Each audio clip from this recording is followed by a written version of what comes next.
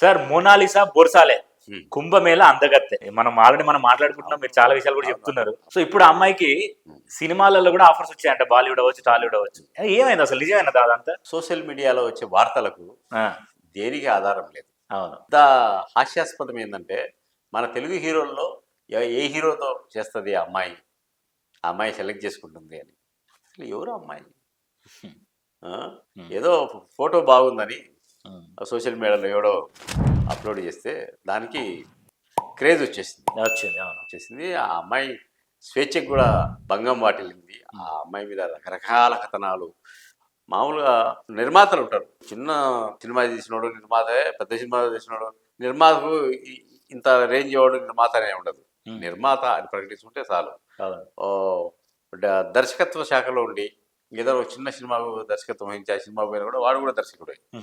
వాడెవడో అలాంటి వాడెవడో అక్కడ బాలీవుడ్లో నేను ఆ అమ్మాయికి అవకాశం ఇస్తున్నాను అతని పబ్లిసిటీ కోసం అని ఏదో ఆగితే దాన్ని పట్టుకుని బాలీవుడ్లో అవకాశం వచ్చింది అని అందరూ చెప్పుకోవడము.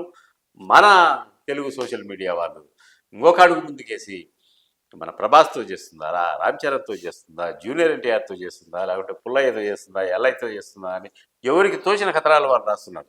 ఇంతగా ఆ పిల్ల సినిమాలో యాక్ట్ చేస్తుందా, యాక్టింగ్ రాకపోతే చేపిస్తారు, ఇప్పుడు ఏముందిలే కానీ ఆ పిల్ల యాక్ట్ చేయాలని ఉద్దేశం ఉందా, పూసలు అమ్ముకోవాలనే ఉద్దేశం ఉందా, లేకుంటే పెళ్లి చేసుకోవాలని పోవాలనే ఉద్దేశం ఉందా అనేది ఆ అమ్మాయికి వాళ్ళ కుటుంబానికే మాత్రమే తెలుసు. మీడియా చేతిలో పడింది కదా, ఇంకా అంతే. కోతికి కొబ్బరి చిప్ప దొరికినట్టే, కానీ కొట్టుకొని తింటుందో లేకపోతే కొరుక్కొని తింటుందో ఇసిరేస్తుందో తెలియదు. అట్లా అయిపోయింది ఆ పిల్ల బతుకును బజారుకి ఇచ్చారు వీళ్ళందరూ కలిసి. అంతే అంటారా? అందంగా ఉండడమే ఆ అమ్మాయి చేసుకున్న శాపం. కాకపోతే ఇప్పుడు ఆ అమ్మాయిని తీసుకెళ్లి మోడల్ గా తయారు చేసి కదా, మేకప్ వేసి మొత్తం హెయిర్ స్టైల్ చేపించి ఆ అమ్మాయిని తీసుకెళ్లి చేశారని నీకు ఆధారం ఉందా? ఉంది, వీడియోస్ వచ్చాయి. వచ్చినాయి. అవును, కొన్ని ఫేక్ వీడియోస్ కూడా ఉంటాయి. ఇప్పుడు ఏముంది, ఏఐ వచ్చినాక, ఆర్టిఫిషియల్ ఇంటెలిజెన్స్ వచ్చినాక ఏది ఏమైనా చేయొచ్చు. ఒక చిన్న స్టోరీ చెప్పింది అనుకో, మొత్తము ఆ స్టోరీకి ఒక సినిమా కూడా తీసిస్తారు ఈ అమ్మాయితో, ఈ సినిమాలో యాక్ట్ చేసింది అనేది. ఆర్టిఫిషియల్ ఇంటెలిజెన్స్ ఉంది కదా, అదే ఇట్లా వచ్చిన కథనాలన్నీ మనం ఎలా నమ్మగలము? దానికి దానికి ఆధారం లేదు. ఆ అమ్మాయి మీడియా మీదకి వచ్చి నేను ఈ సినిమాలో చేస్తున్నాను, నాకు పలానా దర్శకుడు అవకాశం ఇచ్చాడు, లేకపోతే వాళ్ళ కుటుంబ సభ్యులు, వాళ్ళ నాన్న కానీ, వాళ్ళ తమ్ముడు కానీ, వాళ్ళ చెల్లెళ్ళు కానీ, వాళ్ళ మదర్ కానీ ఎవరైనా చెప్పింటే అది నమ్మదానికి ఉంటుంది. వరకు తోచింది. ఇప్పుడు నాకు ఏదో ఐడియా వస్తుంది, ఆ అమ్మాయి అయితే మన తెలుగులో మంచి పాపులారిటీ రావడం కోసం ఆ అమ్మాయిని పెట్టి విజయశాంతి లాగా ఒక సినిమా తీస్తే బ్రహ్మాండం ఉంటుంది, లేకుంటే మందాకిని కూతురు లాగుంది అని నాకు ఏదో ఆలోచన వస్తుంది. నా పిచ్చి ఆలోచన రాస్తా, అది వైరల్ అవుతుంది.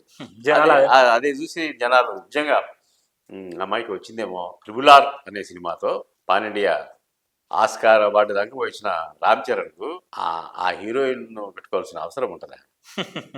మార్కెట్ కూడా ఏముందని పెట్టుకుంటారా అమ్మాయిని? కళ్ళు బాగుండే, అందంగా ఉంది, అంత మాత్రాన్ని పెట్టేసుకుంటారా? అంతకంటే అందగత్తలు ఎంతమంది ఉంటారు? చాలా మంది ఉన్నారు. ఇప్పుడు ఎవడో చెప్పాడు, అమ్మాయిలందరూ పోతున్నారట కుంభమేళాకు, మాకు అవకాశం వస్తుంది అని. ఇవన్నీ చూసి మమ్మల్ని తీయండి, మేము అందంగానే ఉంటాం కదా అంటున్నారని ఎవడో జోక్ చేశాడు. అంటే సినిమా ఇండస్ట్రీలోకి రావాలని కళలు కానీ ఆ ప్రయత్నాలు చేసి వాళ్ళు ఎంతమంది ఉంటారు, మేము హీరోయిన్ కావాలని వాళ్ళందరికీ ఇట్లా ఇంత సులువుగా అవకాశం వస్తే కుంభమేళ పోక ఏం చేస్తారు? అంతేగా, ఆడికి పోతే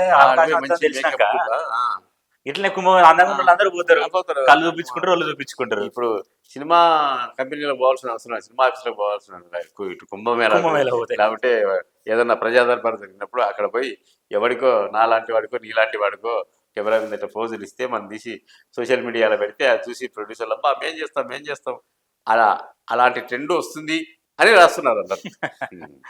ఓకే సార్. గతంలో కూడా ఎవరైతే సోకాల్డ్ ఆర్టిస్టులు ఉంటారో వాళ్ళు, నేను షూటింగ్ చూడడానికి వెళ్ళాను, ఏదో షూటింగ్ చూస్తున్నాను, అక్కడ ఆర్టిస్ట్ సరిగ్గా డైలాగ్ చెప్పకుండా ఉంటే డైరెక్ట్ విసుక్కుంటుంటే మీలో ఎవరైనా ఉన్నారా అంటే నేను చెప్తానని పోయి చెప్పాను, ఆ విధంగా ఆర్టిస్ట్ అయ్యాను అని ఇవన్నీ కబుర్లు.